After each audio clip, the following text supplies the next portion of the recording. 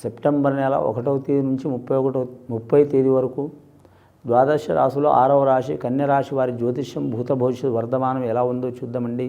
గవ్వల శాస్త్ర ప్రకారం ఈ గవ్వల శాస్త్రాన్ని చింతామణి శాస్త్రం అంటారు, లకుట ప్రశ్న శాస్త్రం అంటారు. 9 గవ్వలు 3 సార్లు వేసి వాటిని లెక్కబెట్టి వారి జ్యోతిష బలం భూత భవిష్యత్తు వర్ధమానం చదువు విద్య ఉద్యోగం వ్యాపారం ఆరోగ్యం యోగం బలం రాజకీయ రంగం కళారంగం ఎలా ఉందో చూద్దామండి.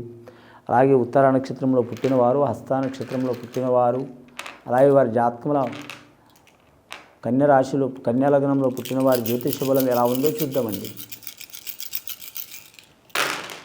కన్య రాశి వారి జాతకానికి 2 గవ్వలు పడ్డాయండి వారి పేరు మీద. వారు ఏ పని చేసినా కానీ సొంతంగా ఒకరు చేస్తే కలిసి వచ్చే అవకాశాలు లేవండి, ఇంకొకరిని కలుపుకుంటేనే కలిసి వచ్చే అవకాశాలు ఉన్నాయి. చంద్రమహర్దశ గవ్వలు పడ్డాయి వీరి జాతక బలానికి. వ్యాపార విషయంలో కలిసి వస్తుంది కానివ్వండి, 15 రోజులు మంచిగా ఉంటుంది, 15 రోజులు మంచిగా ఉండదండి వీరి జాతక బలానికి. ఈ నెలలో సగభాగం మంచిగా ఉంటుంది, సగభాగం మంచిగా ఉండదు. కానీ చంద్రగ్రహణం టైంలో చాలా ఇబ్బందులు పడే అవకాశం ఉంటుంది. గర్భిణీ స్త్రీలు కావచ్చు, లేదా చిన్నపిల్లలు ఉన్న స్త్రీలు కావచ్చు, లేదా రాహు మహర్దశ ఉన్నవారు కావచ్చు, లేదా తొందరగా చెడు ప్రయోగం వారికి తగిలేవారు కావచ్చు. అటువంటి వారు చాలా జాగ్రత్తలు పాటించాలండి. ఇంట్లో తినే ఆహారం కావచ్చు, తాగే నీరు కావచ్చు, చంద్రగ్రహణం రోజు ఉంచినవి మాత్రం అవి వారు వాడవద్దండి, విసర్జించాలి. ఒకవేళ వాడేది ఉంటే మాత్రం గరిక ఉంటుంది, మన వినాయకుని పూజ చేసే గరిక ఉంటుంది, లేదా మామూలు గరిక ఉంటుంది. ఆ గరిక అనేది నీటిలో వేయాలి. ఆ నీటిలో వేసుకుంటే దాని ప్రభావం తగ్గే అవకాశం ఉంటుంది. అలాగే వీరి జాతక బలానికి చూడాలంటే మాత్రం కాంట్రాక్ట్ రంగంలో ఉన్నవారికి మంచి ఫలితం ఉంటుంది వీరి జాతక బలానికి.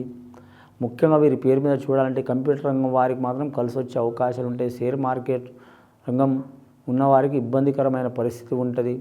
అలాగే వీరి జ్యోతిష బలంలో బోధన రంగం కావచ్చు, ఆరోగ్య రంగం కావచ్చు, అలాగే వీరి జ్యోతిష బలంలో చూడాలంటే అగ్రికల్చర్ రంగం కావచ్చు. కొన్ని ఇబ్బందులు వచ్చే అవకాశాలు ఉన్నాయి, లేనిపోని నష్టాలు వచ్చే అవకాశాలు ఉన్నాయి, జాగ్రత్తగా ఉండాలి. రైల్వే రంగం వారికి కలిసి వచ్చే అవకాశాలు ఉంటాయి. కానీ నిరుద్యోగులు శుభవార్తలు వినే అవకాశం ఉంటుంది. కానీ ఇంకా 2-3 నెలల టైం ఉందండి, చాలా జాగ్రత్తగా ఉండాలి. ఆ ఉద్యోగ ప్రాప్తి కోసం మాత్రం గురు మహర్దశ కోసం మాత్రం సుబ్రహ్మణ్యేశ్వర స్వామిని, 2వది గురుదత్తాత్రేయ స్వామిని, 3వది జాతకానికి మాత్రం గాయత్రి మాతది, 4వది జాతకం రాఘవేంద్ర స్వామిని పూజ చేయటం చాలా వరకు మంచిది. చేస్తే ఖచ్చితంగా వారికి ఉద్యోగం కంటిన్యూ అయ్యే అవకాశం ఉంటుంది, లేదా ఉద్యోగం దొరికే అవకాశం ఉంటుంది, లేదా మాత్రం వారి జీవితంలో స్థిరపడే అవకాశం ఉంటుంది. ఎక్కడ పోయినా బాగుపడే అవకాశం ఉంటుందండి. 10 గవ్వలు పడ్డాయండి.